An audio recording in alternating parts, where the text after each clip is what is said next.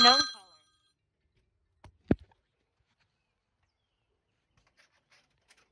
Hello, sir. How are you? I'm Mike. I'm Mike. Yep. Pleasure to meet you. Pleasure to meet you. I'm here for air conditioning maintenance. Gotcha. Okay. Filters are clean? Filters are clean. I just changed them. Very good.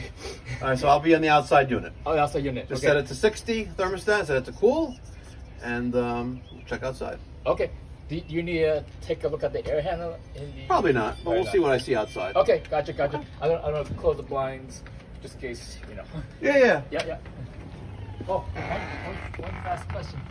Is it covered under the maintenance thingy? You have a maintenance plan with us? Yeah, Yeah, so the labor for today of the tune-up is covered. If we use any chemicals or parts, things like that you want us to use, then that'll be extra, of course. Gotcha. Yes. Understood. This side? Yeah. You want me to walk you?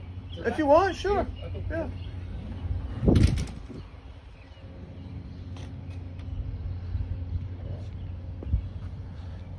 So we offer maintenance agreements that start at $23.95 a month. Includes 2 systems, and you get an annual tune-up for heating and annual tune-up for air conditioning. Covers labor. Nice, beautiful day it's going to be, but yes. A very hot week, they say. Correct. I guess Thursday, 9 degrees, and I'm afraid if you had to go up to the attic, you'd be melting. Yeah, probably, but everything's been working fine so far? Everything's working fine so far. Yes. Okay. There's no... How old is the system? We bought it in 2017. Okay. Yeah. Haven't been maintenance since then. No maintenance at all? Yeah.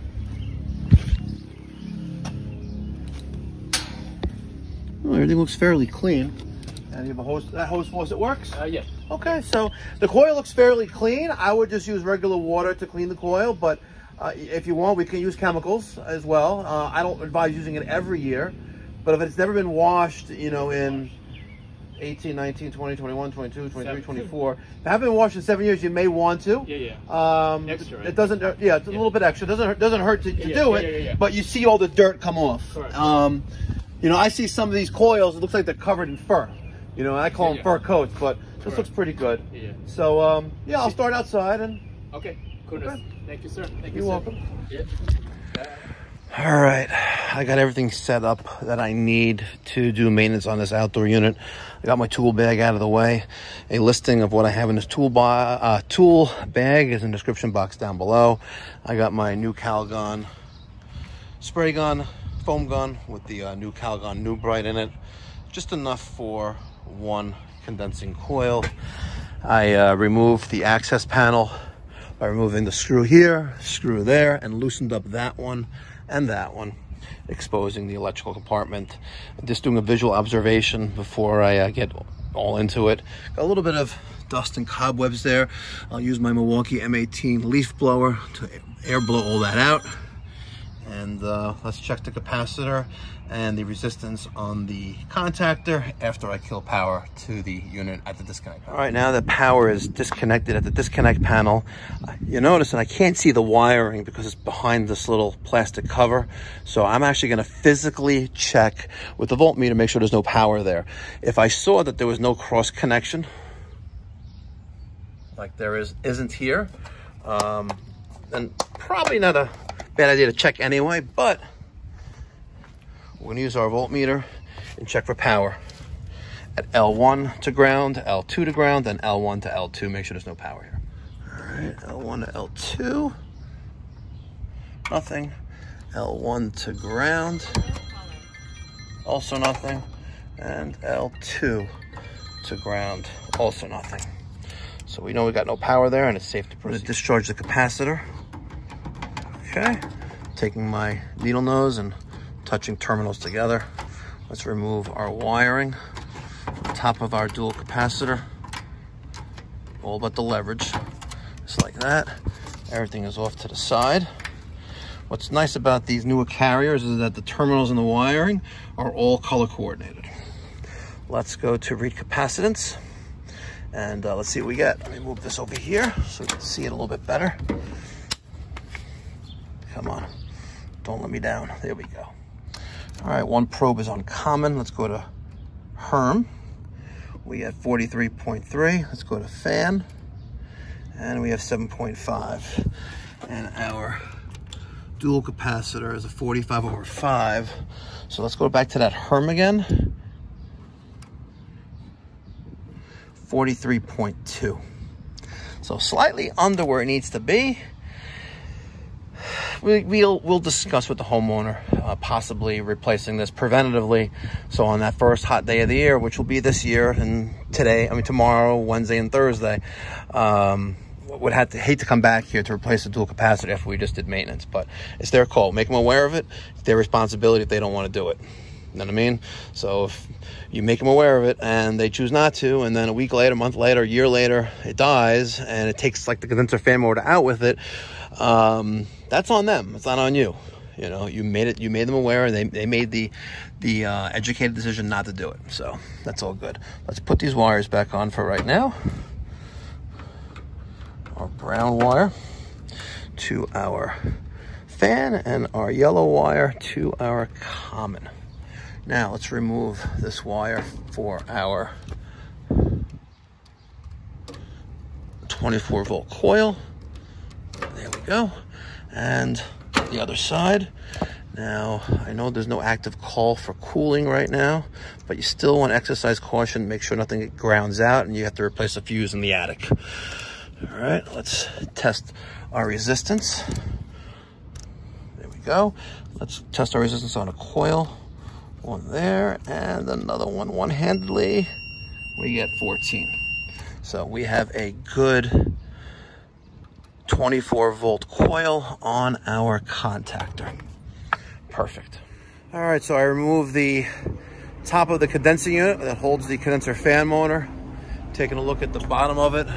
We don't really see any oil residue there, so that means those seals are still packed up. I used a vacuum, and I got rid of a lot of the dirt in here and a little bit of dirt under the compressor that wasn't cleaned out. I'm going to use the same blower and blow out our electrical compartments around the service valves, and then if it's a nice area around the unit as well. Now you're going to notice that we have a double roll coil here. It's going to be a little tricky to wash this from the inside out, but I think we'll get the good most of it with the hose, the water, and the chemical, and you know, get any dirt out of the outer coil. But it's always best, if you could, to try to split them. I don't like splitting them. I don't like the risk and the liability. You crack a coil, you're going to end up replacing the outdoor unit, and I don't want to take that responsibility. All right, before I start killing everything with the new Bright and the water and getting all wet, getting my feet a little, bottom of my feet a little wet, let's go check out the indoor unit since we've never done maintenance on this one before. Let's see how everything looks. I'll blow out the drain lines if needed, and let them know about the capacitor that we, listen, make him aware of it. If he wants to change it now, perfect. If not, it's on him. Let's take if you do crawl into the attic, they have flow-in cellulose. I just want to see what you have. Okay. If you need a mat, I just want to make sure. Let me see how the air, it's called the air handler. It's all the way in the back. Really? So, yeah. So it's underneath that, I guess the vent. Okay, not bad. And they actually put all in there. yeah. Okay. And I guess there's no I call in there once to just put in the C wire, I guess. Okay. Oh, the C wire for your thermostat. Yep. Yeah. All right. Let's see if I can get in there without killing myself. Yes. Yeah. You don't die there. Oh no, I'm not gonna die. Oh. But it looks like I may be falling through the ceiling though. What is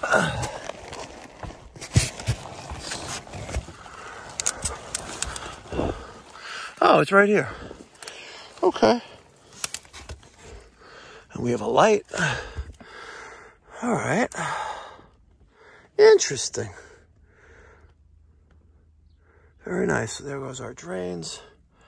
Okay, let me get our model number here. Beautiful. Nice and clean. I'll take the brush and clean out that trap. Ew, look at all that cocky.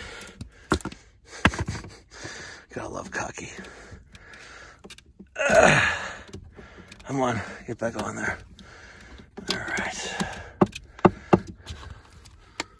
Everything else looks okay. A sad attempt of them trying to use insulation to insulate the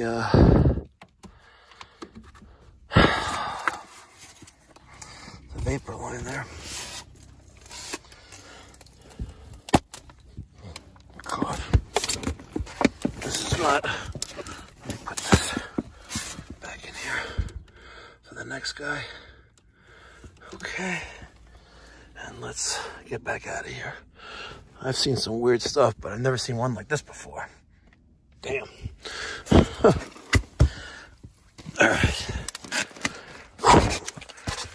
All right, so I went inside, checked out the indoor unit. I told him that I took the condensate brush for the condensate trap, and I cleaned that out. Everything else looks very good.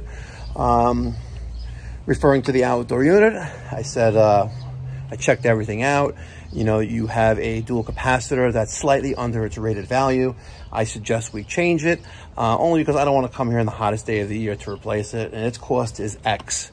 It still works, but you don't have to change it now. He said change it. The contactor tested fine for the resistance. The condenser fan motor is not leaking any oil. There's an oil ring, sealed oil ring inside the motor. There's no indication of that leaking. So we're going to rinse out the outdoor unit with the chemical. We're going to change the capacitor, and then we'll check the refrigerant pressures. And we should be done, hopefully in the next 20 minutes. All right, my new dual capacitor is installed. I reused the old capacitor mounting bracket. I just moved it over and used 2 new screws, self-tappers. Helps have the water on. Let's spray down the coil. All right, I have the new bright applied to the coil. I did a good coating on the inside and then on the outside as well. And just when you think, I don't know if you can see it in the video, but just when you think the coil is clean, right?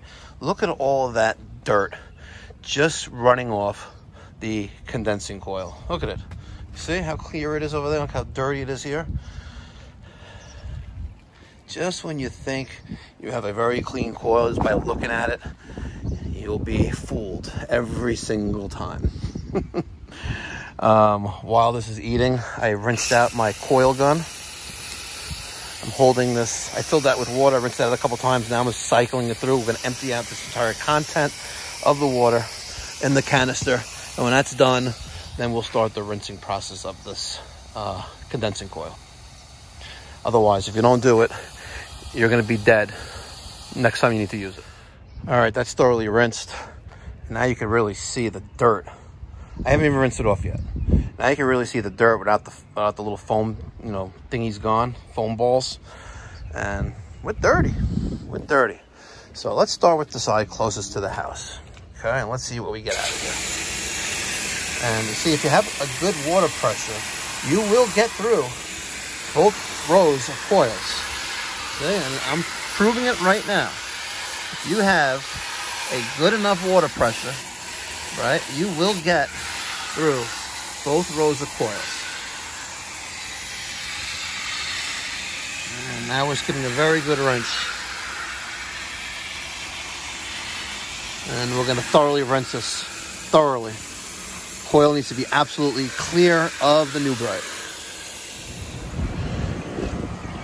All right. Using the Testo Smart Probes and the Testo app. Looks like we have a subcooler that's still slightly climbing. Look at our rating plate. We're probably looking for 10 degrees of subcooling. Let's see if we can find it right there. Yep. Indoor TXV subcooling, 10 degrees.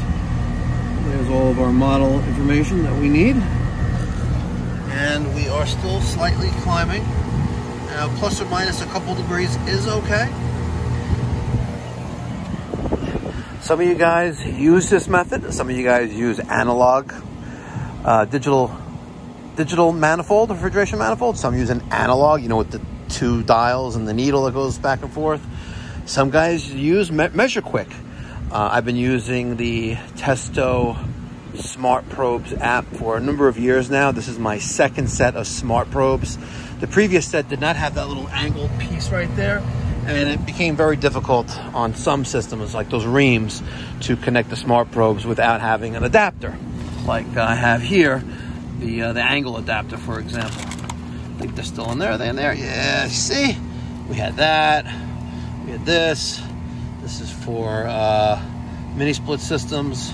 So you need to have the adapters in order to use the older Smart Probes. And you can also, add in a T and a little charging hose, and you can add refrigerant. So right now we're at 10.3 degrees. Looks like we're still maybe slightly trying to adjust, but 10.3, 10.2 is where we're at. So I'm quite comfortable with these numbers. Some of you guys like to use the Measure Quick, and you're measuring ambient temperature. We're measuring in discharge out of our diffuser temperatures and our supply temperatures, and that'll really give you hardcore solid numbers to document for your service call. For most residential systems, I think it's a little overkill, but I would love to check out Measure Quick. Actually, I just signed up for them again yesterday, and I bought some, Q-bits, whatever they're called, for 20 bucks, 25 bucks, but I have to take training to figure out how the app works. But I'm quite happy with these numbers. Looks like we're almost at 11 degrees of subcooling. We have a nice clean coil. We have a nice new dual capacitor, which I checked after I installed it, before I installed it, to make sure it's still a 45 7.5 dual cap, and it is. No signs of refrigeration oil or leaks anywhere. Moisture indicator, very nice and clean. Filter dryer outside, amateurs, but they did use the nice line height here, and overall it does look like a nice, good installation. All right, system is nice and clean. I washed off the chemical off the cement, put my service caps back on. I got my sticker right there. It's a beautiful sticker, really, really beautiful sticker. I get my print media and print marketing materials from Footbridge Media Printing Service. I think I got like 1,000 of these for like a couple $100. Well worth it. Great for branding. They do valve tags. They do the UV rated stickers. They do business cards. They even do websites. So if you don't got a website, for $250 a month, no contract, they'll give you a baller website. Matter of fact, I just hired them again to do my website for OrlandoPipeDoctor.com. $250 a month, no contract. Link in the description box down below. Tell them Mikey Pipes sent you. They'll give me an attaboy, and you'll be happy with a great website. So thank you very much, ladies and gentlemen, for tuning in. If you are in the New York City, Long Island metropolitan area, and you need a great, not the best, but a great HVAC service company, give me a call at 516-348-6300. Or you can book online at pipedoc.net. If you're in the Central Florida, Orlando region, we service from Clearmont to Daytona. Give me a call at 407-375-1100 or save time. Book online at orlandopipedoctor.com. Thank you so much for watching. Until next time, be well, God bless, stay safe.